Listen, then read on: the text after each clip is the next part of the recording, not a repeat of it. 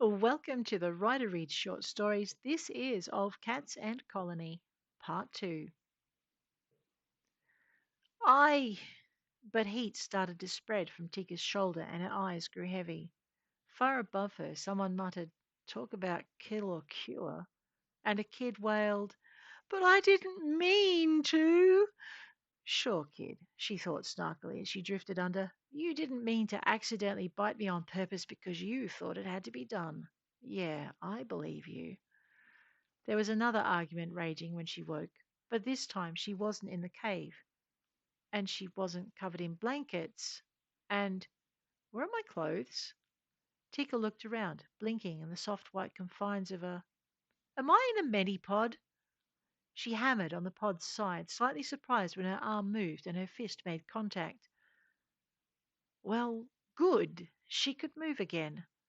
Hey! She shouted, not at all sure she'd be heard outside the pod's confines, although since she could hear them arguing. Now look what you've done.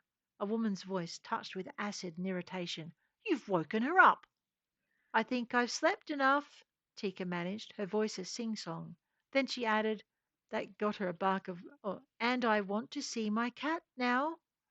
That got her a bark of laughter. Yes, sure. Good luck with that. The pod opened just as Tika asked, Why? What did you mean by that? I mean, there's a small shifter who says the cat is his, and that a nice lady said she could. Look, I mean, there's a small shifter who says the cat is his, and that a nice lady said he could have it. Tika rolled her eyes. That's not exactly. Yeah. A voice appeared above her, heart shaped, with piercing green eyes, topped by blonde hair and a look of distaste. And you can tell him that. Tika felt like she'd been slapped. She began and sat up. Her jaw dropped as she looked around. Where am I? Sugarsides, the woman snapped, moving back to give her room. You're welcome. Sugarsides? Worst named ship in the Odyssey fleet. Oh, sorry, worst named ship in the Odyssey fleet. That reply came from a tall, dark skinned man lounging against a door. How do you feel? Tika stilled, doing a mental inventory of her body. It was a good question. How did she feel? Oh, the answer came as a surprise. Fine. Even the headache's gone away. And your shoulder? Tika glanced down at the offending part. Bare skin greeted her. Bare, unblemished skin. Fine. Why? The woman's lip curled. You sure ask a lot of questions, don't you? Tika shrugged. Inquiring mind and all that. Why am I here? Emergency medical care, the woman told her shortly. You spent a month in a tank on high speed regen so you could tell us what happened. A month? But she had family arriving. They'd been 5 weeks out. Her face paled. The dream, she began. We had people. She stopped. The woman was shaking her head. Not going to happen, sweet cheeks. That colony's cactus. Tika's jaw dropped and someone groaned. Another man stepped into view from behind the pod. Catriona, how many times? He sighed, laying an arm around Tika's shoulders and settling beside her, his attention on the woman opposite. That's not the way to break that kind of news. I thought, why, she's got to know sometime. Tika clutched the side of the pod, glanced down at herself and back at Delight. The colony is fine. I'm still here. The woman smirked. Exactly. You're here. You're not there. The law is quite clear on the matter. A colony is only viable as long as one member remains. But Tika felt as if her world was collapsing. She froze as another thought hit. Did you catch them? Who? The Karovi? Karovi? No, the pirates, the human scum who destroyed my colony, killed my. Her face blanched as memory returned. Fire, bodies scattered. Tell me you got them. Not the Karovi? I don't know what a Karovi is, but no, it was a human ship who did this. People like you and me who burned. She gulped, tried again. I was away from the steading. Jellybean. Who? The blonde woman interrupted. Tika waved a hand. The cat, the ship's cat. She wanted to show me something, so I followed her. I was a mile off when the attack came. You were saved by a cat. The woman looked like she couldn't believe it. A cat? Yes. And humans attacked the settlement. It wasn't exactly a question, but Tika answered it anyway. Yes. We thought they were traitors, showed them what we'd built.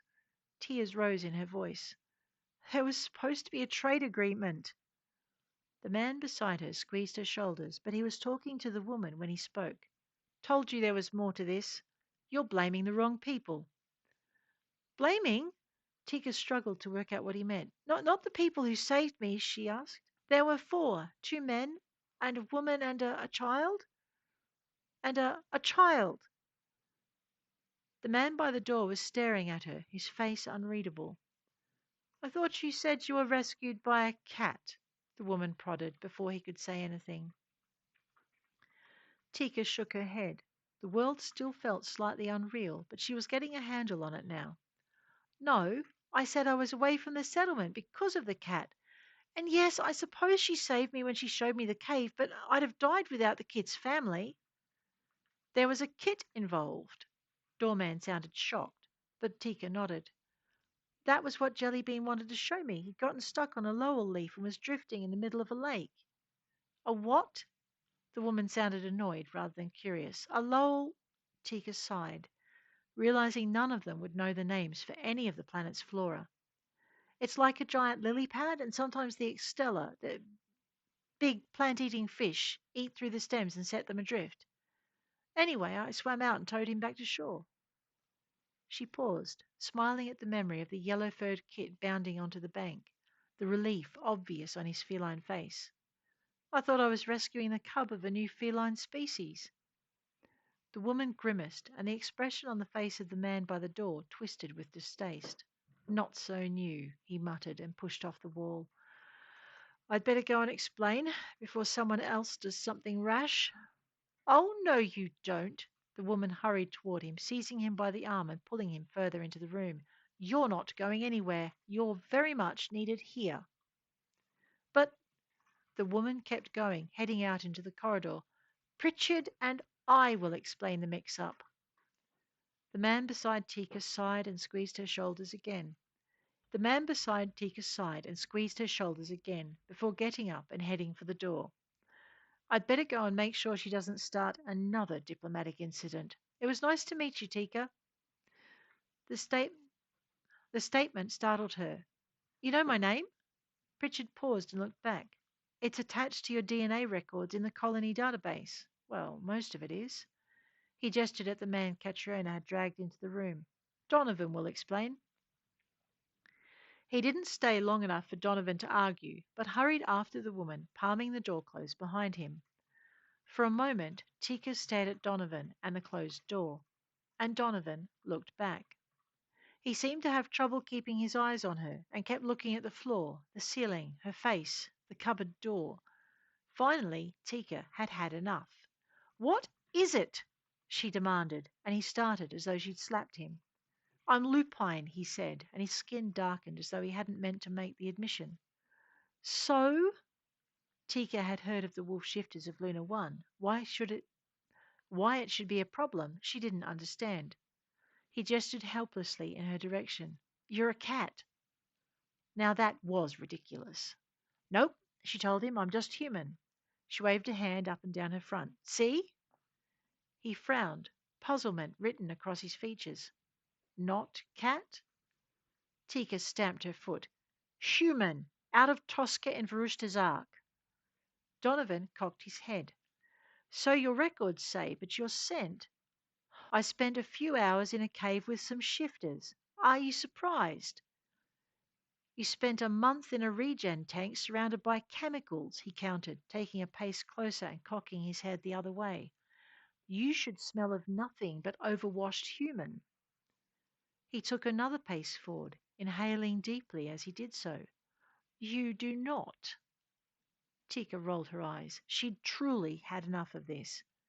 Isn't my family waiting? She countered, changing the subject. The dream should be just about here by now.